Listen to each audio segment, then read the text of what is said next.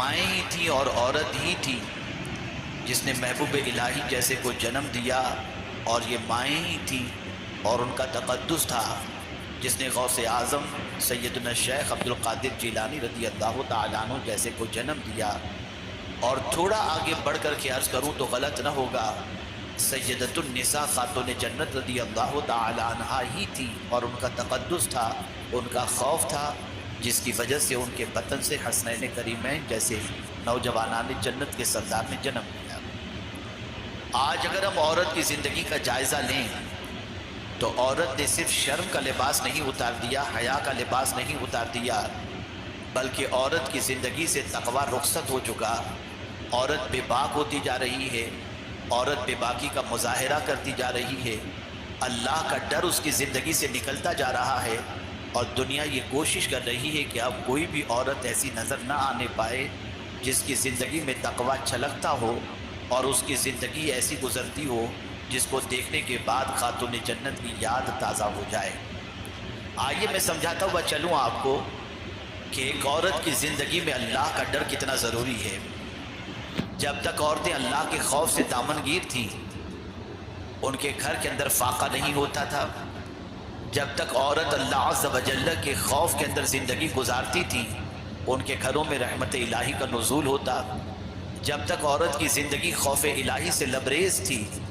ان کی زندگی سے بہت سارے استفادہ کرتے نظر آتے، علمی اعتبار سے، عملی اعتبار سے، قرآن کے اعتبار سے۔ جب تک عورت کی زندگی خوف الہی سے لبریز تھی، بڑے بڑے آوارہ لوگوں کو توبہ کی توفیق نصیب ہو جاتی، لیکن جب سے عورت نے خوف کی چادر اتار کر کے پھینک دی اور اللہ کا ڈر بالکل دل سے نکال دیا، آج معاشرے کی سچویشن کسی سے پوشیدہ نہیں۔ العیاذ باللہ، اب تو حالات اتنے بد سے بدتر ہو چکے ہیں کہ بازاروں میں مرد تو اپنے وجود کو عورت سے بچاتے نظر آتے ہیں، لیکن عورت ہے کہ بینگلز پہننے سے لے کر کے چپل جوتے تک غیر مردوں سے پہن لیتی ہیں، اور اب تو حالت اتنی بھی بدتر ہو چکی ہے کہ اپنے جسم کے کپڑوں کا ناپ بھی مرد ٹیلروں کو دے کر اللہ کے خوف کی چادر اتار کر آخرت سے بالکل غافل ہوتی ہوئی دکھائی دیتی ہے۔ اے خاتون جنت رضی اللہ تعالی عنہ کی کنیزوں، میں دو ایک حدیثیں آپ کی سماعتوں کے حوالے کروں گا اور دو تین واقعات کے ذریعے آپ کو بتاؤں گا کہ اللہ کی بندیوں کے اندر جب خوف خدا آ جاتا ہے تو اس کے بعد معاشرے کے اندر کتنا بڑا انقلاب پیدا ہوتا ہے، اور اللہ کی بندیوں میں اگر اللہ کا ڈر پیدا ہو جائے تو وہ گھر رش کے جنت بن جاتا ہے، وہ خاندان رش کے ملائکہ بن جایا کرتا ہے۔ آپ ذرا دیکھیں، آج عورت اپنی زندگی کی مصروفیات کا جائزہ لے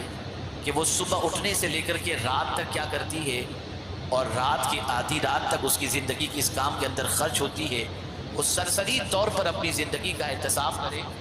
اور اپنی زندگی کا جائزہ لے کہ اس کی صبح کس کام میں گزرتی ہے، اس کی دوپہر کس کام میں گزرتی ہے، اس کی شام کس کام میں گزرتی ہے، اس کی آدھی رات کس کام کے اندر گزرتی ہے، اور اس کے تصورات و تخیلات کے اندر کیا چیزیں گردش کر رہی ہوتی ہیں۔ تو مجھے کہنے کی ضرورت نہیں، الا ماشاء اللہ تقریباً خواتین کا ذہن بھٹکتا ہوا نظر آتا ہے، تقریباً خواتین کے ذہن کے اندر اللہ کا ڈر نظر نہیں آتا، اور دنیا کے جھمیلوں کے اندر، دنیا کی محبت کے اندر، بننے سنورنے کے اندر، اور اپنی زندگی کو آرائش و زیبائش سے مزین کرنے کے اندر ان کی زندگی کے زیادہ تر لمحات گزرتے ہوئے نظر آتے ہیں۔ آپ کہیں گے مولانا آپ اعتراض کر رہے ہیں، شاید آپ کو نہیں معلوم، زیادہ روزے رکھنے والی خواتین ہی ملیں گی، زیادہ نفل پڑھنے والی خواتین ہی ملیں گی، زیادہ ختم شریف پڑھنے والی خواتین ہی ملیں گی، زیادہ اللہ عز و جل کی کتاب کی تلاوت کرنے والی خواتین ہی ملیں گی۔ میں اس سے انکار نہیں کرتا، لیکن میں اس کا اثر ان کی زندگی میں تلاش کرتا ہوں کہ بتاؤ تو صحیح، تلاوت کا اثر تمہاری زندگی میں کتنا ہے، اللہ کا ڈر تمہاری زندگی میں کتنا ہے۔ تو اگر آپ دیکھیں گے تو اس طرح کی بہت ساری تلاوت کرنے والی خواتین، بہت ساری اوراد و وظائف میں زندگی گزارنے والی خواتین کچھ اس طریقے سے بھی زندگی گزارتی ہیں جس طریقے کی زندگی گزارنے کے سلسلے میں اللہ نے بھی منع فرمایا، اللہ کے رسول صلی اللہ علیہ وسلم نے بھی منع فرمایا۔ کبھی ایسا ہوتا ہے شوہر کے سامنے تو عورت اللہ سے ڈرتی ہوئی دکھائی دیتی ہے،